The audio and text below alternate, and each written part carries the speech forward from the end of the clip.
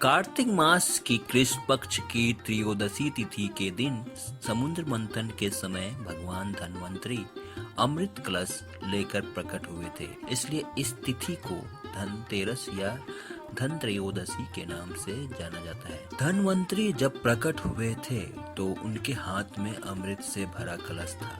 भगवान धन्वंतरी चूंकि कलश लेकर प्रकट हुए थे, इसलिए ही इस अवसर पर बर्तन खरीदने की परंपरा है। कहीं कहीं लोक मान्यता के अनुसार यह भी कहा जाता है कि इस दिन धन खरीदने से उसमें 13 गुना वृद्धि होती है। इस अवसर पर लोग धनिया के बीज खरीद कर भी घर में रखते हैं। दिवाली के बाद इस बीज को लोग अपने बाग बगीचे में या खेतों में बोते हैं। धनतेरस के दिन चांदी खरीदने की भी प्रथा है।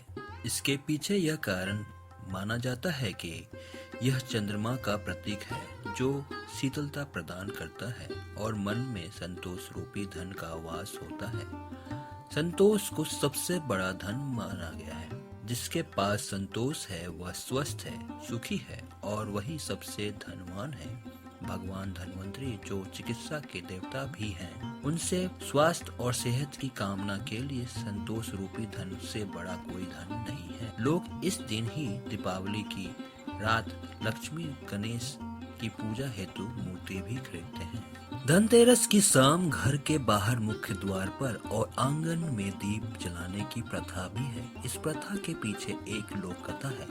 कथा के अनुसार किसी समय में एक राजा थे जिसका नाम हेमा था।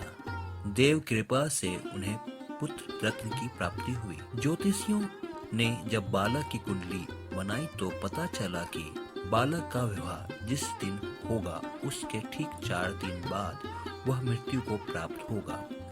राजा इस बात को जानकर बहुत दुखी हुआ और राजकुमार को ऐसी जगह पर भेज दिया जहां किसी स्त्री की परछाई भी ना पड़े।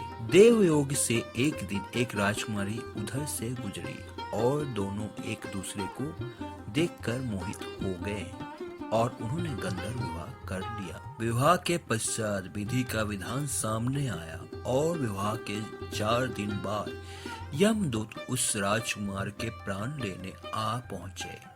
जब यमदूत राजकुमार का प्राण ले जा रहे थे, उस वक्त नवविवाहित उसकी पत्नी का विलाप सुनकर उसका हृदय भी द्रवित हो उठा, परंतु विधि के अनुसार उन्हें अपना कार्य करना पड़ा। यमराज को जब यमदूत यह कह रहे थे, उसी समय उसमें से एक ने यम देवता से विनती की, हे यमराज, क्या कोई ऐसा उपाय नहीं है जिससे मनुष्य अकाल मृत्यु से मुक्त हो जाए?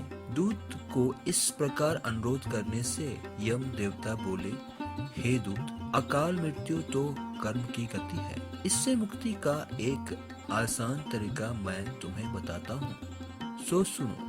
कार्तिक कृष्ण पक्ष की त्रयोदशी रात जो प्राणी मेरे नाम से पूजन करके दीपमाला दक्षिण दिशा की ओर भेंट करता है, उसे अकाल मृत्यु का भय नहीं रहता है। यही कारण है कि लोग इस दिन घर से बाहर दक्षिण दिशा की ओर दीप जलाकर रखते हैं।